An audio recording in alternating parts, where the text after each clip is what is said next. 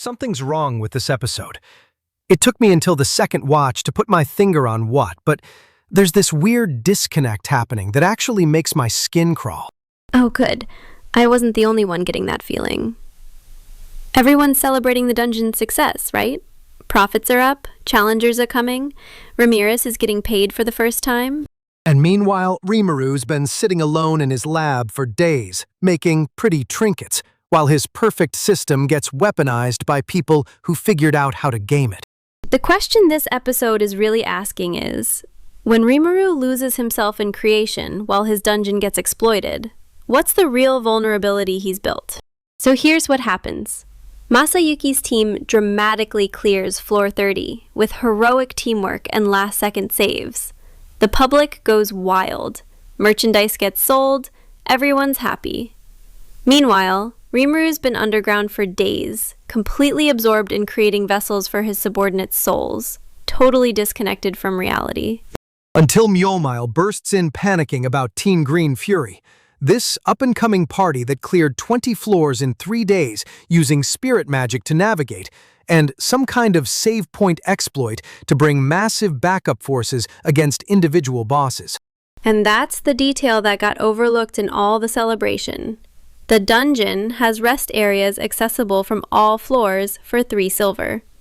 Which sounds like good customer service until you realize clever adventurers can use it as a rally point to coordinate 100-person raids against single targets.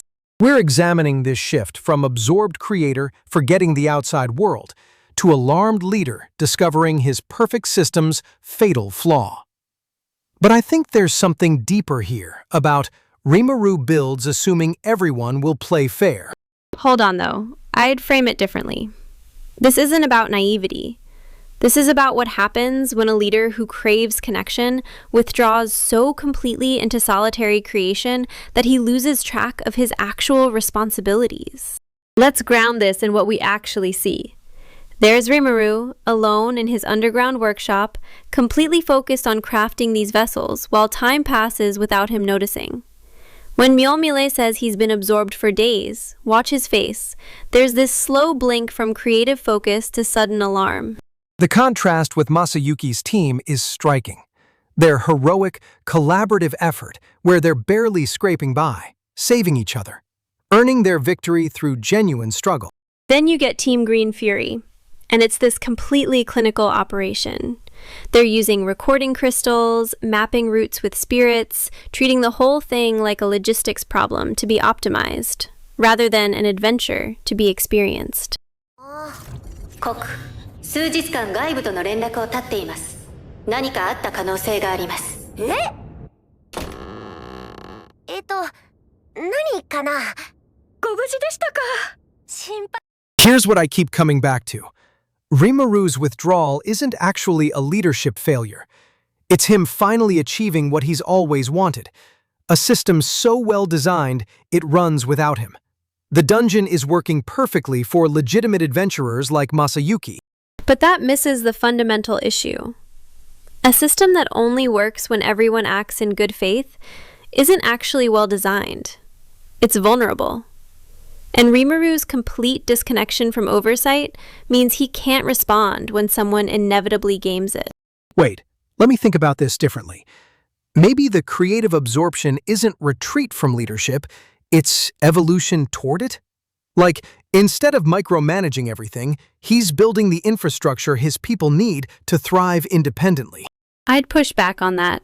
These aren't adventurers, they're min-maxers. They've figured out that the save point system lets them coordinate mass raids, and they're systematically strip mining the experience rather than engaging with the actual challenge. Which, honestly, that's kind of brilliant. I mean, they found a genuine loophole in the system. The question is whether Rimuru should have anticipated that, or whether some level of exploitation is just the cost of building something this open. Hold on. Rimuru says it's a valid way to take on the dungeon, about their spirit navigation, but he has no idea they're using the rest areas to coordinate 100-person raids. That's not wisdom. That's... Yeah, I see that. When Mjolnir explains the save point exploit, There's this moment where even Veldora gets serious and says, "This is a very bad turn of events." If Veldora thinks fun has crossed a line into actual threat, That's exactly it. Watch his eyes, not his mouth. There's this slow blink, not confusion, but the specific kind of disorientation you get when you surface from deep focus and suddenly have to process external reality. and that absence enabled the exploitation. Like, if he'd been paying attention, maybe Team Green Fury never gets to test their system on 20 floors worth of monsters. Can we talk about how Ramirez getting her first paycheck is somehow more emotional than any boss fight this season? Thank you. I've been waiting to bring that up. You mean I'll finally get paid soon? That stutter is pure joy, and it's the most genuine character moment in the whole episode. It's this perfect illustration of what the dungeon should be. Collaborative effort leading to shared rewards. Everyone contributing, everyone benefiting. Which makes the exploitation feel even more like a violation of that principle. これをボス部屋手前で使用するでしょ。そしたら悲観の予備小部屋を使ってダンジョンから脱出するの。で、パーティーを解除。その後メンバーそれぞれが上限いっぱいの10人で新しいパーティーを再結成してセーブポイントに戻れば。総勢100名。もはや小部隊だな。The pivotal moment is Rimuru emerging from days of creative isolation to discover that Team Green Fury has weaponized his dungeon's rest area system to bring 100-person armies against individual bosses. It's the collision between his idealistic design and adversarial optimization.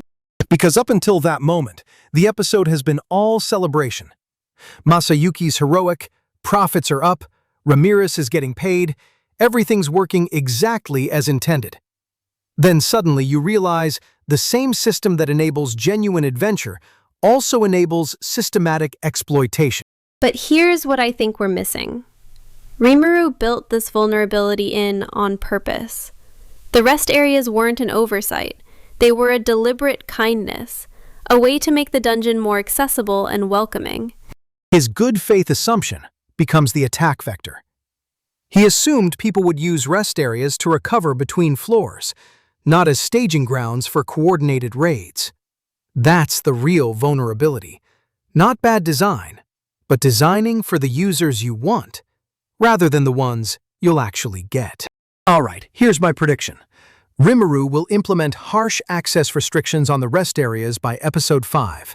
Usage limits, identity verification, maybe even closing them to new parties entirely. He'll sacrifice accessibility to prevent exploitation. I'll push back on that timeline and the approach. I think Veldora will take direct action against Team Green Fury by Episode 6. Not rule changes, but personal intervention. He's the one who recognized this as a genuine threat, and he's never been one for bureaucratic solutions. But that would undermine the whole point of the dungeon existing independently, right? If Veldora starts personally managing challengers, you're back to micromanagement instead of systematic solutions. Maybe that's exactly the lesson Rimuru needs to learn. Sometimes systems can't solve human nature. Sometimes you need direct engagement with the people trying to break your system. If you're right, that's actually a pretty dark direction for the show to take. Like, trust but verify is one thing, but having your dragon personally police every party that seems too efficient? So the episode's answer to our opening question is that Rimuru built vulnerability through withdrawal. Not just the technical loophole, but the leadership vacuum that let it develop unchecked for weeks. I'll grant you that, but I keep thinking about what the alternative would have been. If he'd been hovering over every party, analyzing every strategy, is that actually better leadership?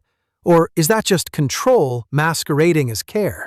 Maybe the real test isn't whether he can prevent all exploitation, but whether he can respond to it without destroying what makes the system worth protecting in the first place.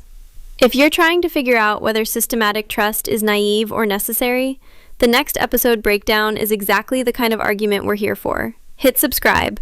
We'd love to keep working through this tension together.